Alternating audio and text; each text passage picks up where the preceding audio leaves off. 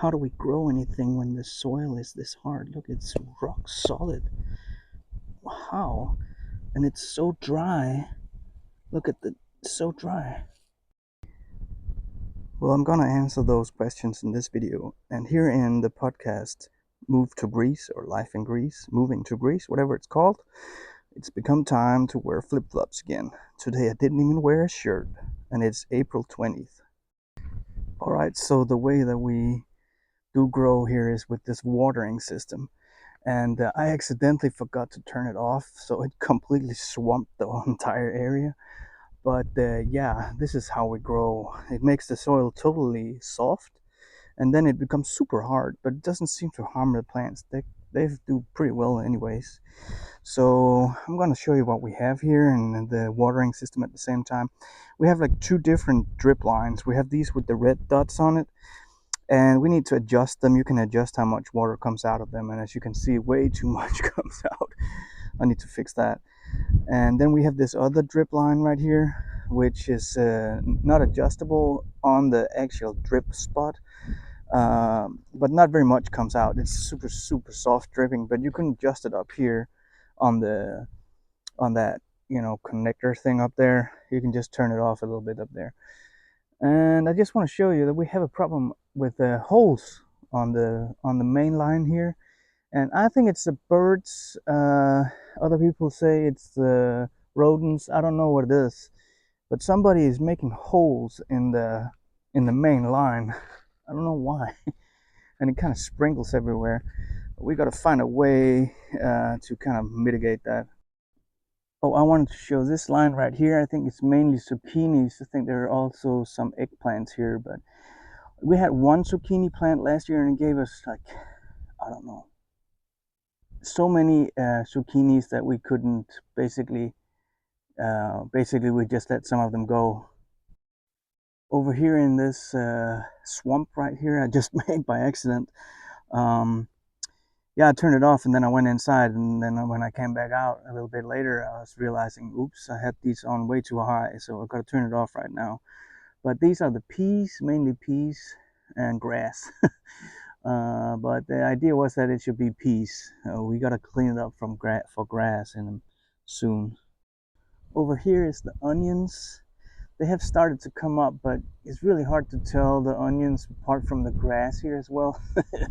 So we got to do something about that. But it looks like they're doing well. I was a little bit afraid that the watering system here isn't optimal for them, but it looks like they're okay. Now I've turned off the watering system. It's just a hose. I mean, with these drip lines on, and then there is this big filter thing right here. So as you can see right there, it's a filter, and you got to empty it sometimes. Um, yeah, but that's the only real, you know, thing that differs it from a advanced water line, basically, or just it's just a hose. And we bought it in a shop in the big city over here called Thessaloniki.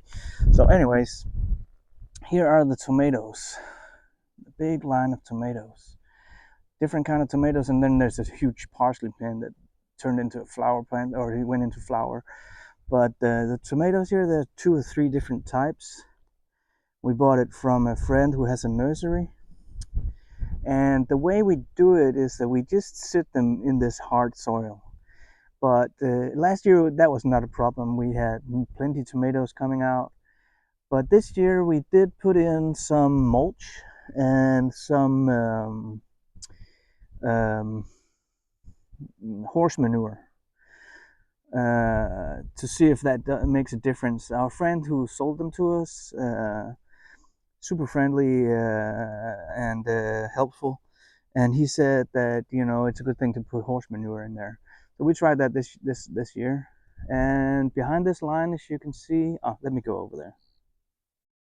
On this line right here, we have mainly peppers and chilies. I'm not sure, it became mixed up, so I'm not sure which is peppers and which is chilies now.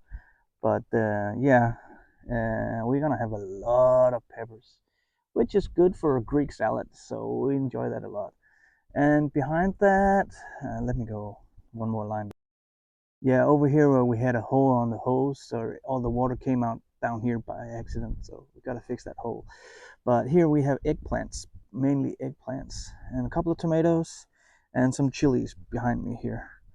Um, and last year we didn't have any eggplants. It was a complete failure, and that's a huge thing in the Greek diet, in the Greek cuisine. Eggplants. They call them milangianis, something like that.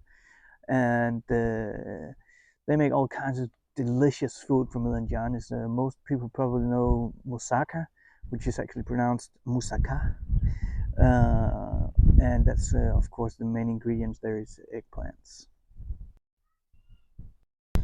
And then I just wanted to show you that this is the season for these huge spiders. Oh, then there's a tiny, tiny one coming out of there, but it might be a baby. But these huge spiders that make these tunnel kind of, it almost looks like something out of Harry Potter. They make these beautiful tunnels of web, and then they eat mainly insects on the ground, but they're big. But that the one you might be able to see, this tiny one down there now. But I mean, that must be a baby. But yeah, this time of year they come crawling out of the soil. Beautiful animals. All right, and I just wanted to take you guys over here. This is the afternoon on the 20th of April, 2025. It's a little bit of a windy day, but it's also been super warm. And here we are in between the olive trees on the property that we rent. We are so lucky that we got this property. It's an awesome, awesome place.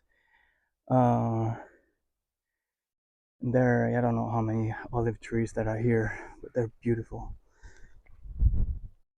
Oh, just find a small, tiny spider tunnel there out here by the olive trees. But yeah, here you can see there are even some behind me as well. They just run a tractor in here and, kind of not plow up the soil, but just stir up the soil to keep the grass from becoming too high. And then they cut the olive trees, and then they come and, remove all the grass in between sometimes. And then, of course, in the fall, they harvest them. But yeah, beautiful, beautiful trees and wonderful place to live. I really love it out here. It's been a fantastic journey to move here. I moved from the dark, dark northern Europe where it rains every day, and the culture is how it is. Moved down here to both the warm culture and the warm weather. It's just been a fantastic experience for me. I really feel like I got a second chance to life down here. The culture here is much more fitting to my temperament, and also the climate is just. I think the Greek climate is on the top 10 list in the world of the best climates. Only in the August and July August becomes a little bit too much. I think when they hit 40 degrees, it's too much. But besides that, it's just fantastic weather. It doesn't rain that much, and when it does, it's normally short periods. There is a period where it rains a little bit more. Here in March and April, it rains a little bit, but as you can see, it's not that much. I mean, the soil is totally dry. Yeah, so this is going to be a podcast and YouTube channel, and both or only one of them, I don't know yet, but I'm just trying to make some material about how it is to move to Greece, how it is to live here, different thoughts on buying property here and renting property, whatever you want to hear about. Leave me a comment, tell me what you want to hear. I've been here for 4 years now, and I absolutely love it. So please ask me whatever you want to ask in the comment section. Subscribe to the channel if you want to stay tuned for more material about moving to Greece. living here, and spread it around. Give the link to somebody you know who also interested in this kind of lifestyle. Also, I'll do some podcasts or some episodes about living in the big city in Greece, Athens or Thessaloniki or whatever. And yeah, I'll try to make it as interesting as possible and informative as possible. So I hope to see you in the next one. Oh, by the way, before I go, I just wanted to show you the lawn. I really need to get going with the grass, the lawnmower. But yeah, April is the month where you really need to get the lawn mowed. Uh, but after June, it's just scorched, so there's no more lawn mowing, and then maybe one more time in October or something like that. But yeah, I really need to get going with the lawnmower, but nobody cares. Oh, I mean, you have to keep your property clean, or else if because of the risk of fire. But that's mainly after April. But that's the only real issue with the lawn here, I think. As you can see, I already moved it a couple of times, but I'm a pretty lazy guy, so I didn't do it that much. Should probably do it soon though. Or maybe I should do it now. Anyways, thank you for watching, listening. Take care.